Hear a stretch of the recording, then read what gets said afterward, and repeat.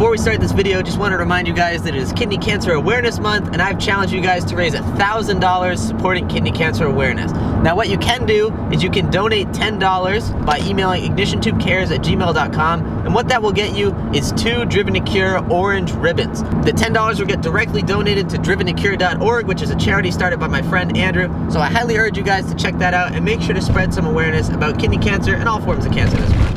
Thanks, and enjoy the video. Today, we are talking about how to get sponsored, or how to deal with car sponsorships, and this lighting is brutal. There we go, much better. This video has been made by a lot of people, but I figured I'd give you my take on kind of the situation and my thoughts on everything.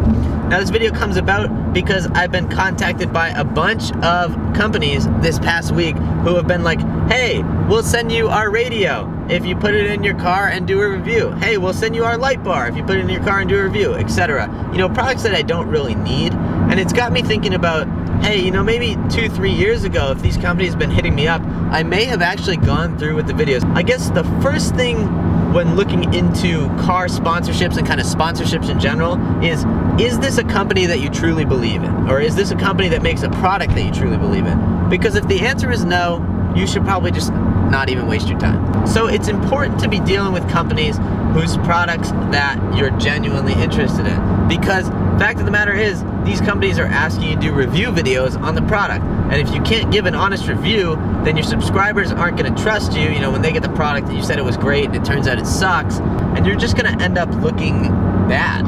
Now, it's not a great thing to lose subscribers or to lose subscribers' faith in you over a product that you didn't need and really shouldn't have reviewed in the first place. From there, the next step would be figuring out what sort of value proposition you can pitch to this company. It is 40 degrees outside, and that gentleman is driving with a hood and a jacket on with a sofa in the back of his convertible.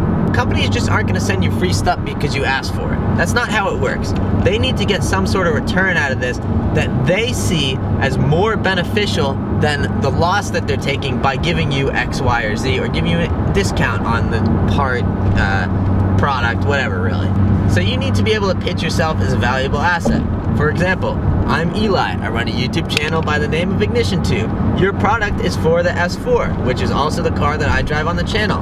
My videos with S4 products do the best. And then you can go on and talk about, you know, certain stats that your channel has and what kind of watch time you generate, what this company can expect as far as what you're gonna deliver to them, be it, you know, an install and a review video, just an install video, just a quick shout out in a video, that kind of stuff.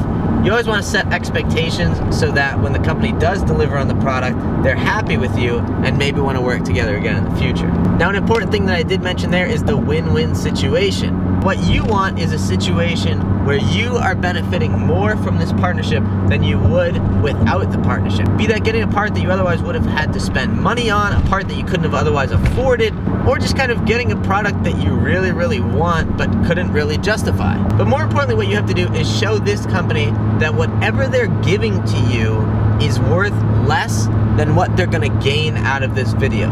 So let's say they give you $1,000 products. You need to prove to them that they're gonna get at least $1,000 return on that product that they're giving to you. Honestly, you're probably gonna have to prove that you can return at least 1.5 to 2 times the investment that they're putting into you in order for them to really consider you.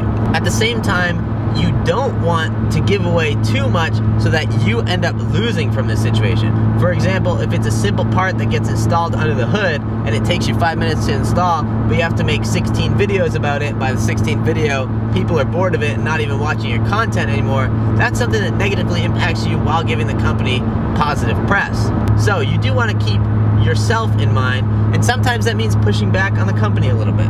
One thing I would highly recommend staying away from, unless the company is going to pay you for it though, is letting the company upload your video on their own social media. A lot of companies will come along and say, hey, you can make this video for us, but we want to be able to host it on our social media too.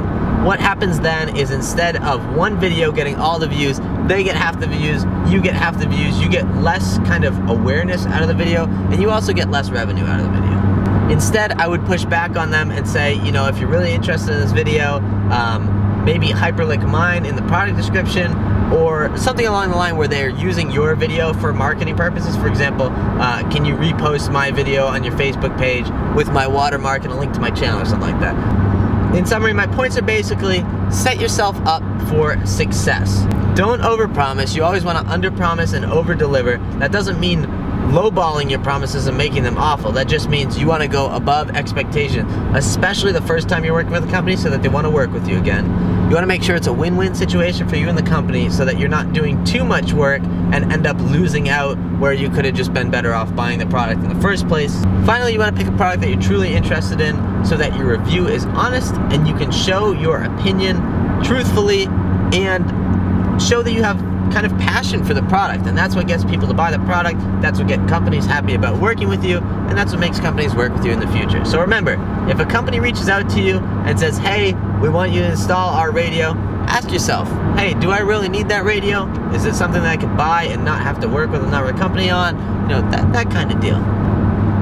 And don't go reaching out just for free stuff unless you have something you can offer that company. It'll make you look a lot more professional, and it'll make companies a lot more likely to work with you. As always, if you guys have any comments or questions, leave them down in the comment box below.